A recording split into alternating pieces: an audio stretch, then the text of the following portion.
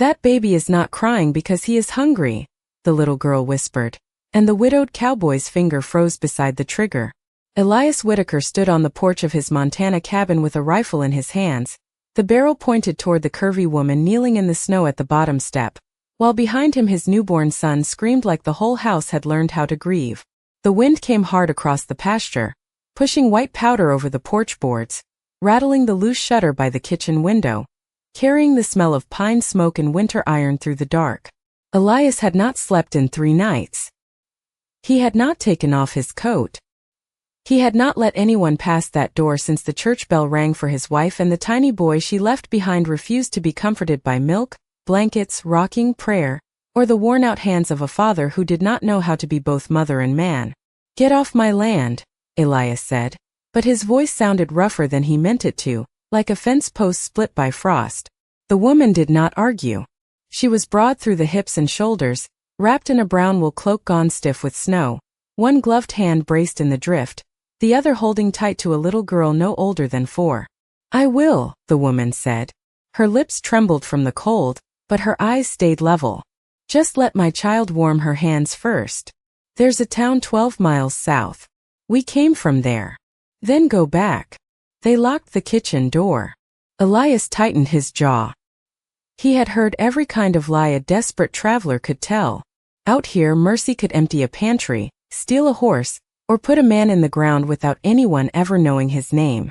Still, the little girl beside the woman did not look like a thief. She had pale hair tucked under a knitted cap, cheeks pink from the wind, and eyes so still they seemed older than the rest of her face. She was not crying. That bothered Elias more than if she had been. Children cried when they were cold. They cried when they were scared. This one only looked past him, through the open doorway, toward the cradle near the stove where Noah Whitaker had been wailing since before dawn. "Mama," the child whispered. The woman lowered her face. "Lucy, hush now." But Lucy took one small step up, her mittened hand still clutching her mother's skirt. "That baby's scared." Elias snapped his gaze to her. "What did you say?" Lucy did not answer him. She looked into the cabin as if she could see straight through the walls of sorrow Elias had built around himself. Inside, Noah's cry caught, broke, and stopped. Not faded. Not softened. Stopped. The silence hit the cabin so suddenly the wind outside seemed to lean closer and listen. Elias did not move. The rifle stayed raised, but his hand had begun to shake. For 3 days that baby had cried through coffee gone cold, through lanterns burning low, through Elias walking grooves into the floorboards with the boy against his chest. Doctors were too far. Neighbors were snowed in. The wet nurse in Miles City could not reach the ranch road. Elias had told himself he needed no one. He had told himself a Whitaker man endured. But now a strange little girl had spoken 8 words from the snow, and his son had gone quiet for the first time since his mother's last breath. The woman saw it too. Her eyes flicked from the rifle to the doorway, then back to Elias. "Sir," she said softly, "I am not asking to stay." "What are you asking?" "A stove. A little water. Maybe flour if you have it." "For what?" "To earn the warmth." Elias almost laughed, but nothing in him remembered how. "You want to cook?" "I can cook. I can clean bottles. I can make broth thin enough for a weak stomach and strong enough to keep a body going. I can leave before morning if that is what you want." Lucy looked up at him then, and Elias felt something in his chest shift, not soften, not yet, but crack just enough for the cold to reach what was buried under it. He lowered the rifle 1 inch. The woman noticed. So did the child. "Name," he said. "Mabel Hartley." "And hers?" "Lucy." "Husband?" Mabel's hand tightened around her daughter's shoulder. "Gone from us." It was not an answer, and Elias knew it. But behind him Noah made one small sound, not a scream this time, just a thin, tired whimper. Lucy lifted her chin. "He needs warm." Elias looked from the child to Mabel, from Mabel to the dark road behind them, and then into the cabin where his son had gone quiet as if waiting on the choice his father was too proud to make. At last Elias stepped back from the doorway. "You come in," he said. "You sit by the stove. You touch nothing unless I say." Mabel nodded once. "Yes, sir. And when the storm breaks, you leave." She gathered Lucy close and climbed the first step slowly. Then I'll leave your baby with one warm bottle before I go. Elias lowered the rifle the rest of the way, and for the first time in 3 days, the dead house let someone in. Mabel hardly crossed the threshold as if she expected the floorboards themselves to throw her back out. Heat from the stove touched her face, and for 1 second her eyes closed, not in relief but in control, the way a person holds back everything that would make them look weak in front of a stranger. Lucy stayed pressed against her skirt, small boots leaving wet marks on the pine floor. Elias shut the door against the storm and slid the rifle onto the pegs beside the frame, close enough to reach, far enough not to point at them anymore. The cabin smelled of smoke, sour milk, unwashed cloth, and the kind of grief that settles into corners when nobody has the strength to sweep. Mabel saw all of it. She saw the cold kettle on the stove. She saw the cradle near the hearth. She saw the gray light on the table where a bottle lay tipped on its side, milk thick against the glass. She did not wrinkle her nose. She did not ask what had happened. She only loosened the wet scarf under Lucy's chin and said, "Stand near the fire, sweetheart, but not too close." Elias watched her hands. They were red from the cold, chapped at the knuckles, but steady when they touched the child. Noah whimpered from the cradle, thin and worn out, not strong enough now to keep screaming. The sound went through Elias like a nail through green wood. "Do not go near him," he said. Mabel stopped at once. "I was not going to. You looked. A baby makes a certain sound when his belly hurts. A different one when he is cold. That one is tired past knowing what he needs." Elias stepped between her and the cradle. "You know a lot for a woman who came asking for flour. I came asking for work. Work does not mean my son. Then give me the kitchen." The words were quiet, but they landed hard. Elias stared at her. "The kitchen. A clean pot. Water from the pump if it is not frozen. A little flour. Salt. Any milk that has not turned. If you have none, I can make do with cornmeal. For yourself. For whoever in this house can still swallow." Lucy looked up at the cradle again. "Mama makes the warm bottle slow," she said. "She sings it ready." Mabel's face changed at that, quick as a shadow passing over snow. "Lucy. It is true." Elias looked from the child to the woman. "You have done this before." Mabel rubbed warmth into Lucy's fingers. "I have cooked in boarding houses, church basements, cattle camps, and one rail depot where the cook left with the Sunday collection. I have fed men who said they were not hungry and children who were too proud to say they were. That is not what I asked. It is the answer I have." He wanted to press harder. He wanted the missing pieces. He wanted to know why a cook with a little girl was wandering in a Montana storm instead of standing in some warm kitchen with a roof that claimed her. But Noah made that small broken sound again, and every question in Elias fell behind the need in it. Mabel pointed with her eyes, not her hand. "That bottle is no good." Elias stiffened. "I know that.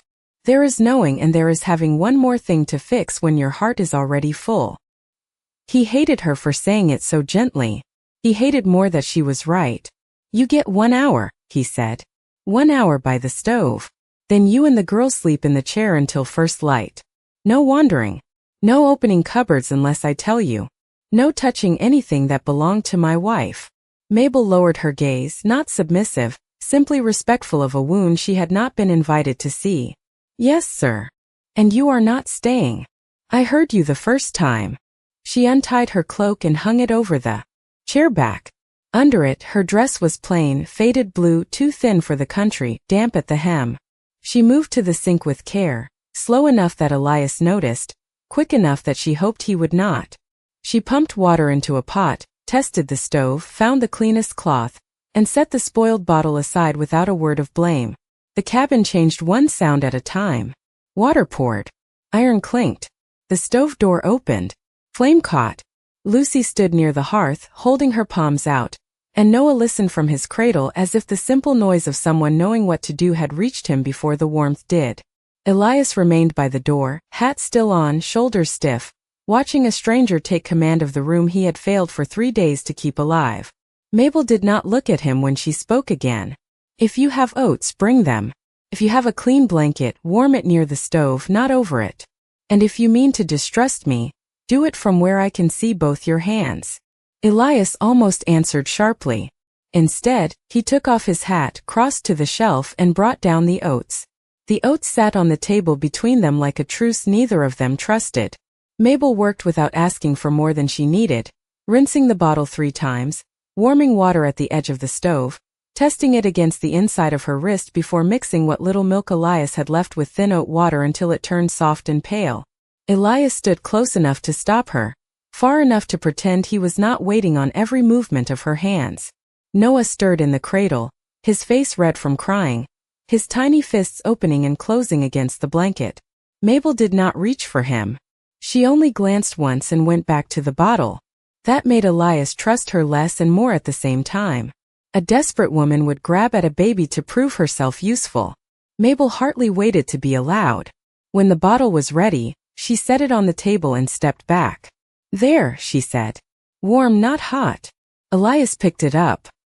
His fingers brushed the glass and he knew she was right. He lifted Noah himself, stiff and careful as if the child were made of wet paper, and brought the bottle to his mouth. Noah fussed, pushed once with his tongue, then latched. The first swallow sounded small. The second sounded stronger. Elias looked down at his son, and something passed over his face so quickly Mabel would have missed it if she had not spent years learning how to read men who did not want to be read. Relief. Fear. Shame. He sat heavily in the rocker beside the stove, the one with a folded quilt over the back and a woman's shawl still hanging from the left arm. Do not touch that chair, he said without looking up. Mabel had not moved toward it. I will not. Do not ask about her. I will not. Do not open the bedroom door. All right. And your girl stays away from my boy unless I say different. Mabel's hand stilled on the edge of the sink. Lucy, who had been warming her fingers near the hearth, turned her head. Elias felt the smallness of the child's gaze and hardened himself against it. I mean it, he said. This house has had enough strangers handling things that matter. Mabel nodded once. Lucy heard you. Lucy looked at her mother, then at Noah. I am good with babies, she said. Mabel's face tightened. You are good at being 4 years old. That is all you need to be tonight. The answer came too fast. Elias noticed. Lucy lowered her chin, but after a few minutes, when Elias leaned back and closed his eyes for the length of one tired breath, she slipped under the table with something clutched in her mitten. Mabel saw her and whispered, Lucy May. The child did not stop. She crawled out beside the cradle, careful not to touch it, and placed a rag doll near the bottom where Noah's kicking feet could see it. The doll was patched at the face, one button eye missing, its dress made from a scrap of yellow flour sack. Noah turned his head toward it. His hand opened. One tiny finger caught the torn hem. His mouth softened around the bottle, and his whole body quieted, not the exhausted silence of surrender, but the deep settling of a child who had found something familiar in a room full of loss. Elias stared. Mabel did not breathe. Lucy folded her hands behind her back like she was waiting to be scolded. I did not touch him, she said. Elias looked at the doll, then at the little girl. Where did you learn that? Lucy glanced at Mabel. Mabel crossed the room and put one hand on her daughter's shoulder. Children learn what keeps other children from crying. Elias's eyes narrowed. That is no answer. It is the only one I am giving tonight. What place makes a child know how to calm babies? Mabel swallowed, and for the first time since entering his cabin, she looked toward the door as if the storm outside might be safer than the question inside. A boarding house where too many mothers had to work and too few men cared who held the cradle. Elias said nothing. The stove popped softly. Noah slept with the doll's torn hem in his hand. Lucy leaned against Mabel's skirt, too tired to stand straight, and Elias Whitaker realized there were stories in this room he had not earned the right to ask for yet. By morning, the cabin had begun to sound less like a place waiting for bad news. The storm still pressed against the windows, but inside, the stove held steady, the kettle breathed, and the first thin light of day slid across the table where Mabel Hartley had set flour, salt, oats, and a chipped blue bowl in a neat line. Elias had dozed for less than an hour in the rocker with Noah against his chest, and when he opened his eyes, he did not wake to screaming. That alone made him sit forward too fast, searching the room with the panic of a man who no longer trusted silence. Noah lay in the cradle, wrapped in a warmed blanket, one hand curled around the torn yellow dress of Lucy's rag doll. Lucy was asleep beneath the table on a folded coat, her cheek resting on her mitten. Mabel stood at the stove with her sleeves rolled to her wrists, stirring a small pot with the quiet confidence of someone who could make a meal out of nearly nothing and make it feel like more than survival. "He is breathing fine," she said without turning around. Elias stopped halfway out of the chair. "I did not ask. You were about to." He looked at Noah again, then at her. "How long has he been quiet?" "Long enough for you to sleep." "I was not sleeping." "Then you were practicing for it." Elias should have disliked that answer. Instead, he found himself listening to the scrape of her spoon against the pot, the soft pop of the stove, the whisper of dough beneath her palms as she turned to the board and pressed it flat. She made skillet cakes from flour and water, stirred oats thin for the baby, and set coffee to boil until the whole cabin smelled of warmth instead of loss. It was not fancy food.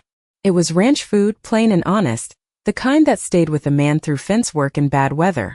But when Elias took the tin plate she offered him, he stood still with it in both hands. "Eat while it is hot," Mabel said. "I know how to eat." "Then prove it." He looked at her sharply. She kept her eyes on the stove, but there was a small tired curve at the corner of her mouth, gone almost before it arrived. Elias took one bite. The skillet cake was crisp at the edge, soft in the middle, salted just enough, and somehow it carried the memory of mornings before sickness, before the bedroom door stayed closed, before every sound in the house became a reminder of what was missing. He swallowed and looked away. Mabel saw that too, but she gave him the kindness of pretending she had not. "Do you have potatoes?" she asked. "Root cellar. Eggs. Too, if the hens did not freeze their opinions overnight. They sound like respectable hens. They bite. So do most respectable things." The words hung there almost gentle. Elias set his plate down and crossed to the back shelf for the potatoes. When he turned, Mabel was reaching up for a hanging pan. Her fingers caught the handle and her breath stopped. Not loudly, not dramatically, just a small break in the rhythm of her body. She lowered the pan with both hands, but a dark spot had spread near the shoulder seam of her faded blue dress. Elias saw it at once. His face changed. "You are hurt." Mabel put the pan on the table. "It opened when I lifted." "Opened? It is nothing that needs your trouble." "That was not what I asked." She reached for the dough again. Elias caught the edge of the table, not touching her, only blocking the work long enough to make her meet his eyes. "Mabel." Her name in his voice made Lucy stir under the table. Mabel glanced down, then softened her tone. "An old injury. I wrapped it badly. That is all." Elias looked toward the door, toward the white road beyond the frosted glass, and the quiet in him sharpened. "Who is on that road behind you?" Mabel's hands went still in the flour. Before she could answer, the ranch dogs outside began barking toward the north trail, deep and urgent, and Noah woke with a thin cry that seemed to know trouble before any of them could see it. The barking rolled across the yard and faded into the storm, then came back softer, uncertain, as if the dogs had found a scent and lost it under fresh snow. Elias moved to the window, lifted the curtain 2 inches, and watched the north trail vanish into white. Nothing showed but fence posts, pine shadows, and wind dragging powder over the ruts. Still, his hand went to the rifle on the pegs before he stopped himself. Behind him, Mabel had already gathered Lucy close with one arm while her other hand pressed lightly over the dark place at her shoulder. Noah cried once, then again, small and tired from the cradle. The sound pulled Elias from the window. "Sit down," he said. Mabel straightened. "I have breakfast on the stove." "Breakfast can wait." "Children do not wait well." "Neither does a wound." The word made Lucy look up sharply. Mabel smoothed the child's cap with trembling fingers. "It is nothing, sweetheart." Lucy did not believe her. Elias saw that, and something about the little girl's silent worry made his voice lower. "Miss Lucy, there is a clean quilt on the bench. Bring it to your mama." Lucy obeyed at once, not because he commanded her, but because he had given her something useful to do. Mabel watched the child cross the room, and her face tightened with a kind of gratitude too guarded to show itself fully. Elias filled a basin with warm water from the kettle, set it on the table, then added a folded cloth, a small brown bottle of salve, and a roll of clean bandage from the shelf above the stove. He did not reach for Mabel. He did not step close. He placed everything within her reach and turned his back toward the window. "You can tend it yourself," he said. "I will not look." Mabel stared at the back of his coat. Men had offered help before. Most of them had made the offer feel like a door closing behind her. Elias Whittaker stood there with his hands empty and his eyes on the weather, giving her the one thing she had not known how to ask for: room to keep her dignity. She sat slowly. "Thank you. No need for that. There is always need for that." The cabin went quiet except for the stove and Noah's soft fussing. Mabel worked beneath the quilt Lucy held up, cleaning and wrapping the old injury with careful movements. Elias kept his promise. Not once did he turn. When Lucy's little arms began to shake from holding the quilt, he crossed the room only far enough to take one corner and lift it higher, still looking away. Lucy studied him with solemn eyes. "Are you angry at Mama?" "No." "Are you going to make us leave?" Elias looked at the frosted window. Outside, the north trail had disappeared completely. Inside, Noah whimpered until Mabel, finished with the bandage, leaned over the cradle and laid 2 fingers beside his little hand. He quieted before she even touched him fully. Elias watched that from the corner of his eye and felt the answer change shape inside his chest. "Not tonight," he said. Lucy blinked. "Tomorrow." "I said not tonight." Mabel lowered the quilt. Her face had gone pale from the effort, but her chin stayed lifted. "Mr. Whittaker, I do not want trouble following me into your house." "Trouble already knows this road," he said. "It has known it longer than you have." She looked toward the closed bedroom door, then away. He saw the question she was too respectful to ask. "My wife was named Abigail," he said, surprising himself with the sound of it. "She liked coffee too weak and bread too dark. She would have scolded me for pointing a rifle at a woman with a child." Mabel said nothing. That was what made him keep speaking. She would have opened the door faster.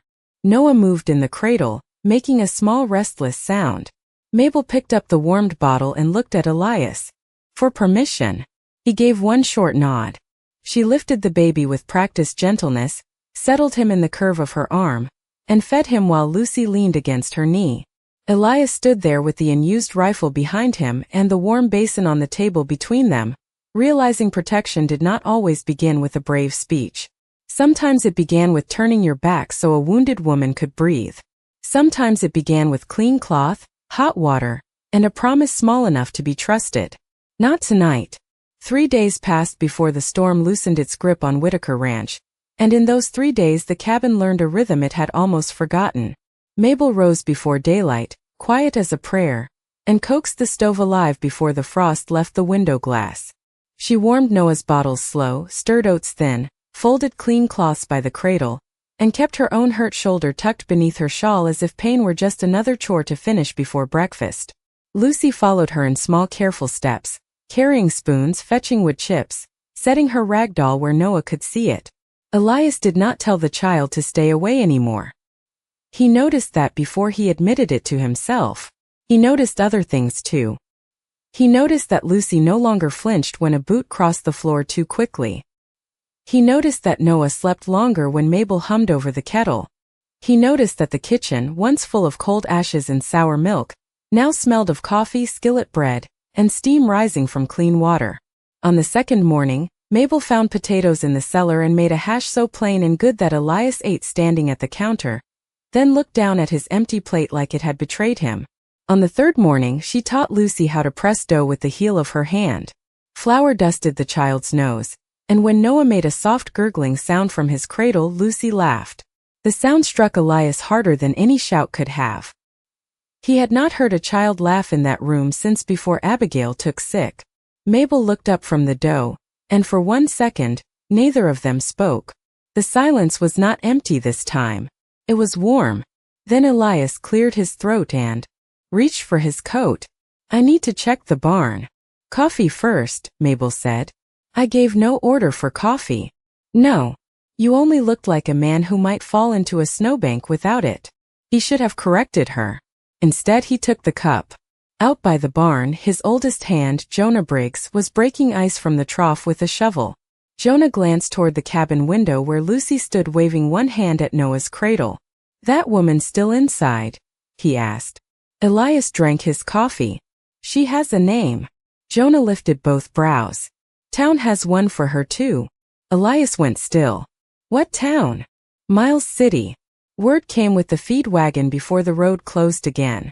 "Folks say a curvy cook with a little girl ran north after leaving trouble behind at Dawson's boarding house. Some say she stole. Some say she is hiding from a man named Silas Boone. Some say both. Town says a lot when it is warm and fed. Sheriff might ride out once the pass clears." Elias looked back at the cabin. Through the window, Mabel was lifting Noah from the cradle while Lucy held the warmed blanket ready. No fear. No fuss. Just hands knowing what love required before words could catch up. "Town has not fed my son," Elias said. Jonah leaned on the shovel. "That your answer if they ask?" Elias did not look away from the window. "That is my answer before they ask." By noon the sky cleared into a hard blue, and the ranch seemed to exhale under the weight of melting snow.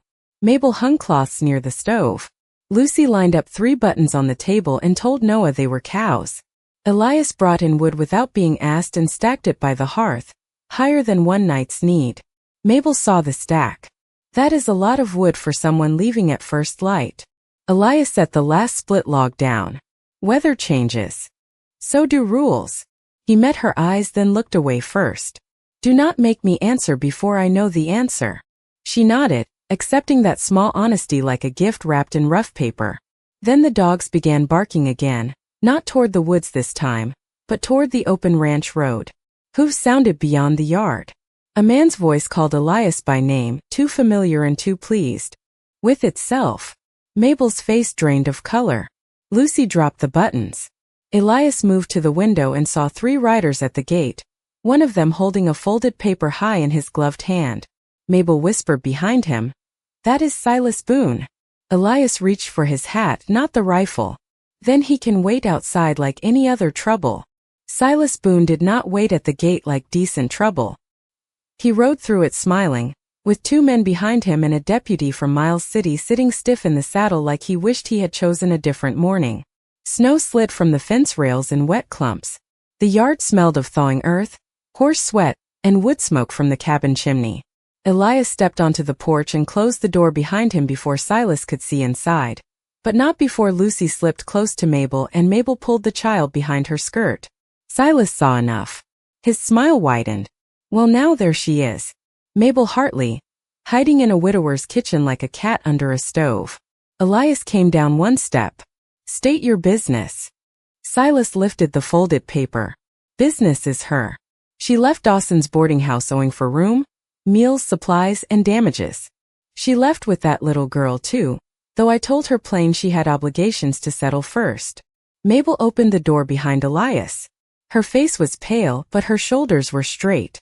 She had taken off the flour-dusted apron and folded it over one arm, as if she refused to let Silas drag even that into the mud.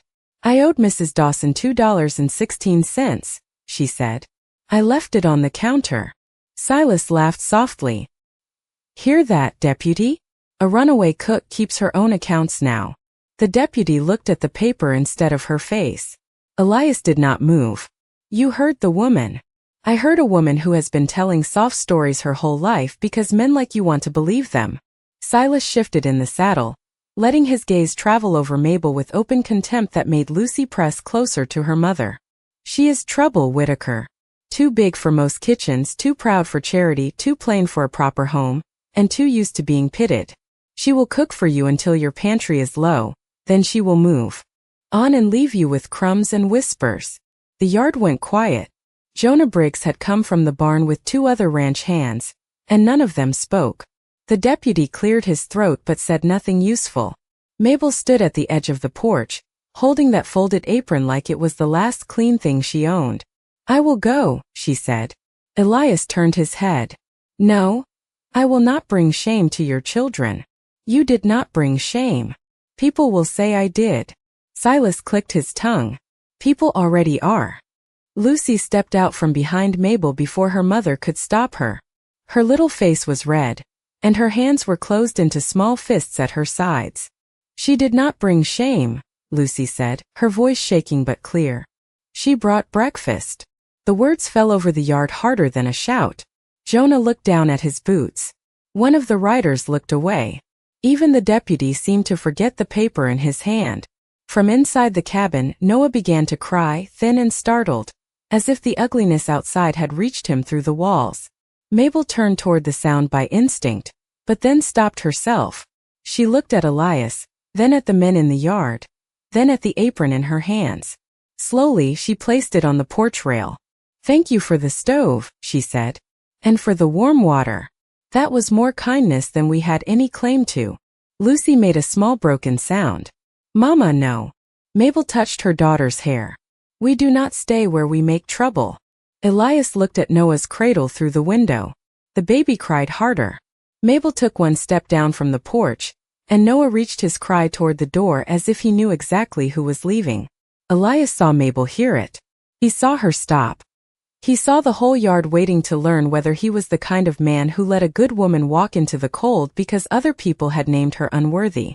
Silas leaned back in his saddle, satisfied too soon. "That is right, Mabel. Gather the girl." Elias stepped past her, picked up the apron from the rail, and held it in his hand without speaking. The deputy looked at him. Silas stopped smiling. Lucy held her breath. And from inside the cabin, Noah cried for the woman everyone else expected Elias to send away. Elias held Mabel's apron in one hand and listened to his son cry inside the cabin. It was not the wild, endless cry from 3 nights ago. It was smaller than that, needier, a cry that had learned a name even before the baby could speak it. Mabel heard it too. Her face turned toward the door, every part of her wanting to answer, every part of her holding still because too many eyes were waiting for her to prove Silas right. Elias stepped to the cabin door, opened it and went inside without a word. The yard stayed frozen in place. Silas shifted in his saddle. The deputy looked at the paper again. Lucy stood beside her mother, trembling. A moment later, Elias came back out with Noah in his arms, wrapped in the warm blanket Mabel had folded that morning. The baby cried against his shoulder, his little face red, one hand reaching blindly toward the porch. Elias walked down the steps and stopped in front of Mabel. She stared at him as if he had brought her something sacred and impossible. "Take him," Elias said. Mabel looked at the riders, at the deputy at the muddy yard, then back at Elias. "Mr. Whitaker. Take him." Her hands rose slowly. Elias placed Noah into her arms in front of every man watching. The change came before she settled him fully. Noah's cry broke into a soft hiccup, then quieted against her.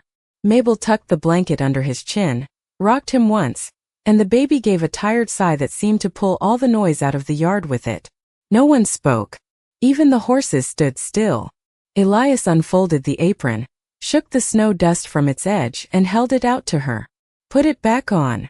Mabel's eyes filled, but she did not let the tears fall. "You do not have to do this. I know. They will talk. They already have. They will say you are foolish. I have been called worse by better men." Silas let out a sharp laugh. "This is touching, Whitaker, but you do not get to keep what is not yours." Elias turned then, slow and steady. He did not reach for his rifle. He did not need to. "She is not a horse, Silas. She is not a debt. She is not a room charge on a piece of paper." Silas lifted the document. The law says a woman can pay $2.16 without being hunted across 12 miles of snow." Elias looked at the deputy. "Is that right?" The deputy swallowed. "If that is the true amount, there is no cause to force her back." Silas's face tightened. "She owes damages. Name them." Silas opened his mouth, then closed it. Jonah Briggs stepped forward from the barn, wiping his hands on his coat. "I will stand witness she arrived with less than a carpetbag and a hungry child. If there are damages, I would like to hear how she carried them through a blizzard." One of the ranch hands gave a low murmur of agreement. Elias kept his eyes on Silas. "No one touches my cook.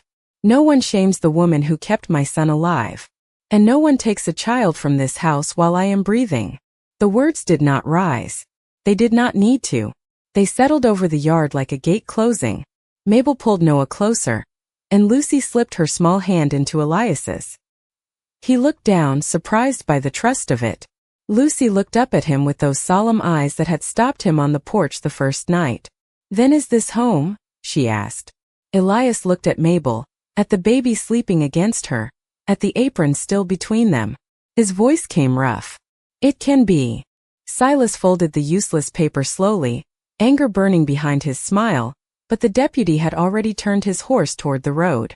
One by one the others followed. Elias did not watch them leave. He held the apron until Mabel took it, and when she tied it at her waist with Noah in one arm and Lucy at her side, the whole ranch seemed to understand what the town had not. Some women did not arrive to take from a house. Some arrived carrying the warmth that could save it. By the time spring reached Whitaker Ranch, the snow had pulled back from the fence lines, the creek ran loud over the stones, and the cabin no longer woke to the sound of sorrow. It woke to Lucy counting buttons at the table, Noah tapping a wooden spoon against his high chair, and Mabel heartily humming near the stove while bread rose beneath a clean towel. The first morning she had come through that door, the house had smelled of smoke, spoiled milk, and grief. Now it smelled of coffee, warm dough, soap, and little boots drying by the hearth. Elias noticed these things because he had once noticed only what was missing. He noticed the yellow rag doll sitting on the shelf above Noah's cradle. He noticed Lucy leaving crumbs for the barn cat and pretending not to care whether the cat came back. He noticed Mabel standing straighter now, her shoulder healed, her eyes less watchful when someone crossed the room. She still kept her dignity folded around her like a Sunday shawl, but fear no longer held the corners. The town had talked as towns do. Some said Elias Whitaker had lost his sense along with his wife. Some said Mabel Hartley had been lucky to find a lonely man with an empty kitchen.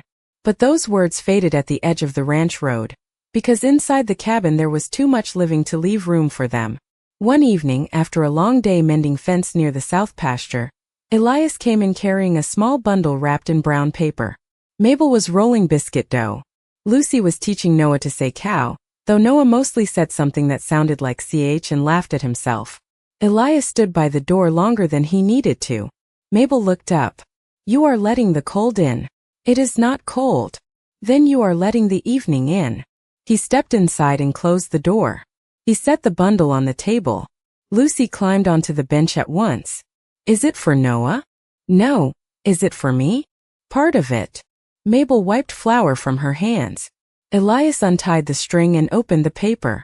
Inside lay a new apron, strong cotton, soft blue, with a smaller matching one folded beside it for Lucy. Mabel did not touch it. For a moment she only looked. "Elias." He cleared his throat. "The old one has worked hard. So have most things here. This house knows who belongs in it before a man does." The room went very still. Lucy looked from him to her mother. Noah slapped his spoon once, then seemed to sense the quiet and stopped. Elias took off his hat. "I was slow to know it." Mabel's hand rested on the edge of the table. "Know what?" He looked toward the stove, the cradle, the patched doll, the chair by the window that no longer looked abandoned, then back to her. "That you did not come here asking for a home. You brought one with you." Mabel's eyes shone, but her voice stayed steady. "I only cooked." "No." Elias shook his head. "You fed my son when I could not. You gave Lucy a place to laugh. You made this room warm without asking who had let it go cold. You stayed when staying cost you pride." Lucy slid off the bench and took Elias's hand with the same trust she had shown in the yard that day. "Does that mean we are staying forever?" Mabel closed her eyes for one breath. Elias looked at her, not the child. "If your mama will have us." The words settled softly, like flour dust in lamplight. Mabel reached for the blue apron and held it against her heart. "Then I suppose breakfast will be early." Elias's mouth